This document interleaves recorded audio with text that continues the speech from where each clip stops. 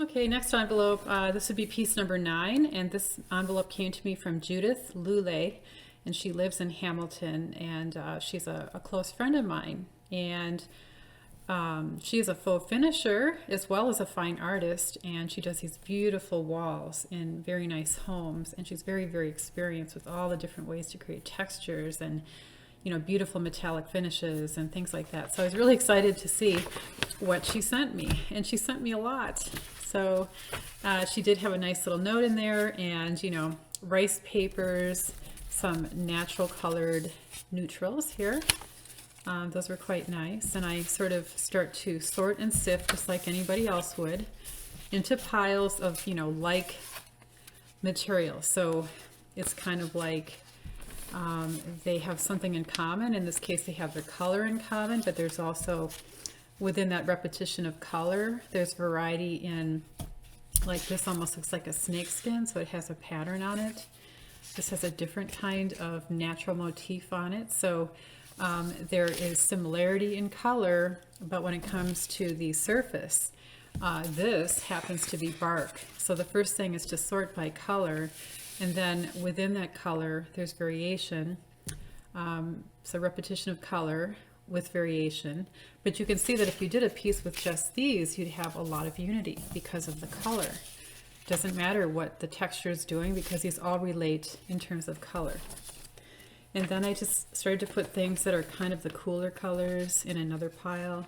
Here's some beautiful rice paper that has some text on it. She sent me a maple leaf, and this I thought was kind of cool. I like this type of paper. It looks like part of packing material. You never would normally think of incorporating packing material, but that would go in that pile. Again, any of these colors would go into that pile. Hers were really easy to sort, and they're not always that way. Here's a piece of copper mesh, and I really wanted to use this, and I tried, but the glue would not hold it, but I would put it kind of in that pile for its color. Then she included some of these very beautiful, I'm sure that she made these, and here's kind of a metallic glow to them. Bronzes and coppers and gold, and then there's a little bit of blue on top of black paper. So on top of the black paper, when you tear it, you see the contrast between the black and that, and so that really appealed to me. So that was another sample. This was interesting. I would put that into the browns and warm colors there. Some deeper valued swatches, some greens. So you can see that it depends. Everybody sends me differing amounts. Here's the masterpiece, the piece that was what I tore things from. More blues. And some just nice light colored high key swatches as well. So these were what I had to choose from. And let's see, she also sent me a beautiful handmade watercolor card, and unfortunately I don't have it here right at the moment. But so with all of these samples, and I had to ask myself, number one, the overall palette seems very compatible. Like there's warms within the blues, and this blue relates to this pile. This is cool, but it's a little bit more contrast to this cool. A couple of lights and some really beautiful, rich, earthy darks. So mainly these colors feel, very compatible in terms of a palette. They can live together. So with that in mind, sometimes, and I hadn't done a composition like the one I'm going to show you right now, I do decide to incorporate everything. And how would you do that, right? Except the leaf. I did not incorporate the maple leaf. So this is what I came up with. I really did have a hard time on this one because I loved so many of her samples. I just decided to work on this idea of strata. The idea of strata in an abstract composition is, you don't really have to decide whether there's a top or a bottom. It should really be balanced in any direction that you move it. It allows you to put a lot of things into a piece. Some strips are wider, Some are narrower, some are shorter, some are torn edge, some are cut edge. And then you've got these really interesting textures. And then just with my fine pointed pen, I did put in some dots here and some lines there. And I do try to incorporate the artist's name somewhere in the piece if I can kind of just tuck it in. Now I had this bright green envelope, so that was not necessarily easy, but I did tear her name off the envelope, and then I just put some graphite over it because it's disguised, but you know, I kind of want to be able to remember whose piece was whose. All right, this next envelope came from Porter Smith Thayer in Richmond, Virginia. And she sent me a card, and she had a description of her handmade papers, and she had made some papers, and then she said a printer had picked out her design and made wrapping paper, and she included some of that wrapping paper, and this is what her wrapping paper looked like before I cut it into bits. All kinds of things in here, including part of a mask, sign of the times. Looks like these were made on a jelly plate, so I did have a lot to choose from. Here again is her paper that was chosen by the printer to make the gift wrap. And I thought, well, that's pretty special. Anyone who has work that's chosen to be made into gift wrap is that's something I might really want to remember about what she sent me. And she sent me fabric as well. But I felt like what was really special standing out to me in what she wrote was this gift wrap paper. And because the colors are cool, I wanted to kind of stay with that palette. So what I did with hers was, you know, I really liked what she wrote, where she said I made these paste papers and then a printer picked my design for making wrapping paper. That's a special thing I want to remember about Porter. And as I showed you in her card, I liked the fact that, you know, there's this kind of writing and then there's the thicker writing. So we're looking at her handwriting, but different thicknesses. So it's kind of like repetition with variety and some contrast, right? These are highly contrasted, different blacks.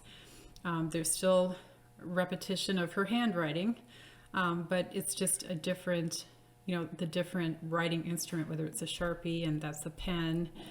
And so I just cut those out of her letter.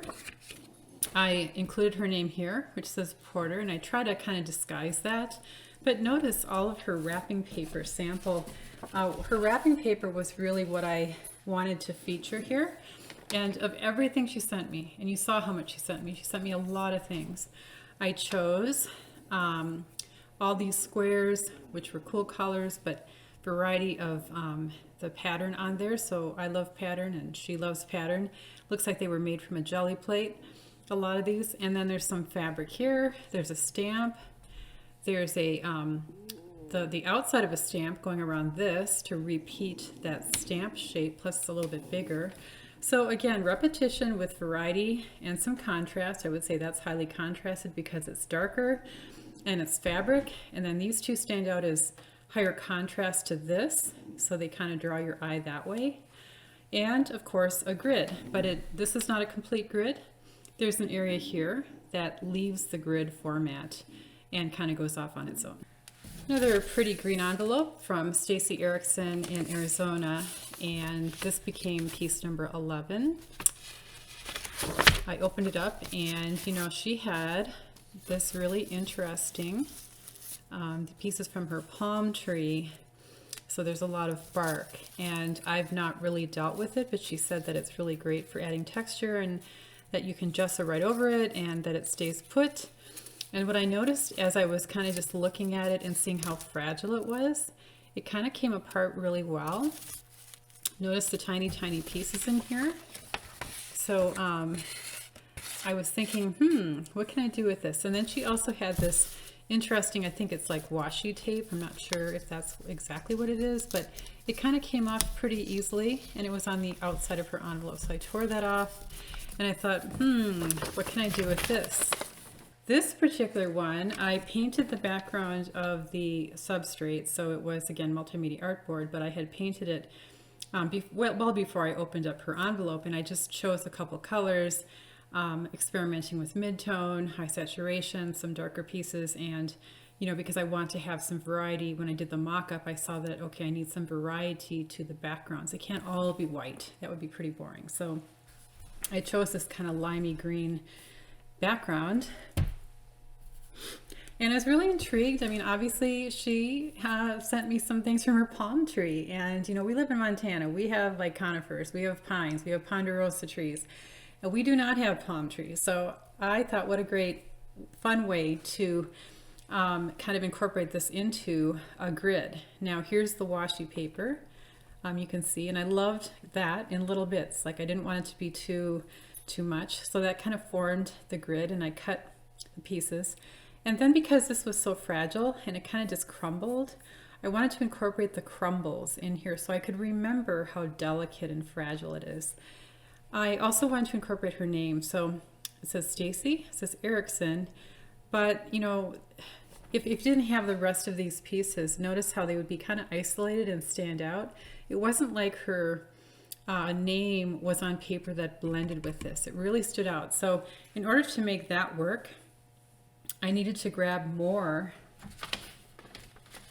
pieces from this note card, and I just kept tearing more pieces and chunks, and then I cut them into smaller pieces, or I tore them into smaller pieces. That says tree, that says part of texture, and some of these I can't read at all. But again, by sprinkling around these things that are different, they repeat, right? They're repeated, but the variation now is in size, and that would be basically the way to make that unify is repetition leads to unity, but repetition with variety, which is what this is, right? They're not all the very same size. They're all different, but they're very close. So repetition with a small amount of variety makes this work if you sprinkle it around, and the little palm pieces are sprinkled around, and then this is sprinkled around, but it's all on a grid.